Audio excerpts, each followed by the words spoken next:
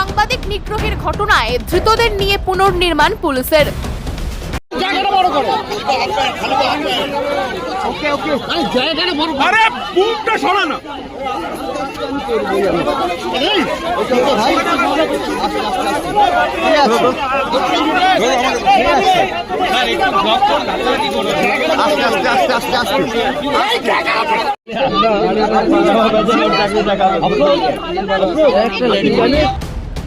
শুক্রবার শিয়ালদহ থেকে ধর্মতলা পর্যন্ত বাম ছাত্র সংগঠনের ডাকে নিট কেলেঙ্কারির প্রতিবাদ মিছিলের ডাক দেওয়া হয়েছিল।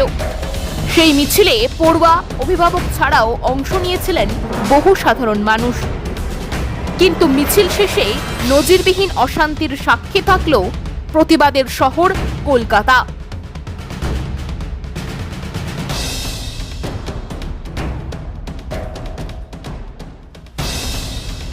প্রতিবাদ মিছিলের খবর করতে গিয়ে আক্রান্ত হন সাংবাদিকরা। পুলিশকে লক্ষ্য করে উড়ে আসে জুতো, জলের বোতল, ইট। সেদিনকার মতো গোটা পরিস্থিতি দক্ষ হাতে সামাল দেয় পুলিশ। পরে অবশ্য হামলাকারীদের চিহ্নিত করা হয়।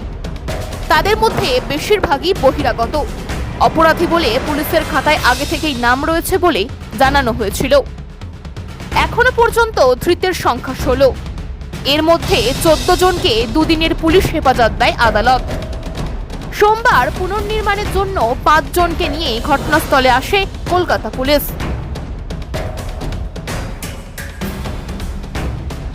ধৃত খালিদ রেজা এবং আফরোজকে খালি পায়ে হাঁটিয়ে ঘটনাস্থল অর্থাৎ ডোরিনা ক্রসিং পর্যন্ত নিয়ে যাওয়া হয়। শুক্রবার বিকেলে মিছিল শেষে ঠিক কি ঘটেছিল তার পুঙ্খানুপুঙ্খ বিবরণ নেয় পুলিশ। ধৃতদের বয়ান লিপিবদ্ধ করেন পুলিশ আধিকারিকরা। তদন্তকারীদের অনুমান, সাংবাদিক নিগ্রহের ঘটনায় আরো অনেকে জড়িত। তাদের সন্ধান চলছে। তবে একটা বিষয় সম্পর্কে পুলিশ প্রায় নিশ্চিত, ছাত্রদের ছদ্মবেশে সেদিনের মিছিলে ঢুকে দেশদ্রোহী কার্যকলাপে লিপ্ত হওয়া বেশিরভাগই সমাজবিরোধী। তবে কি মিছিলের উদ্দেশ্য বানচাল করতেই তাদের এন্ট্রি, নাকি মিছিলের ভিড়ে মিশে আরো বড় কোনো ষড়যন্ত্রের ছক ছিল তাদের? উত্তর খুঁজছেন গোয়েন্দারা।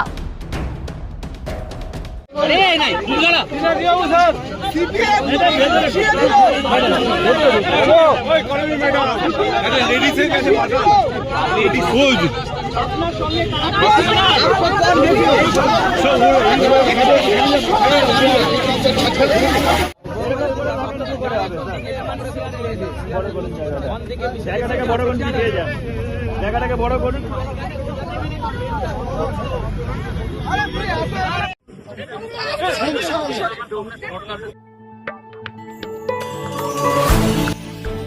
ফলো করুন বিএন এক্সপ্রেস ডিজিটাল।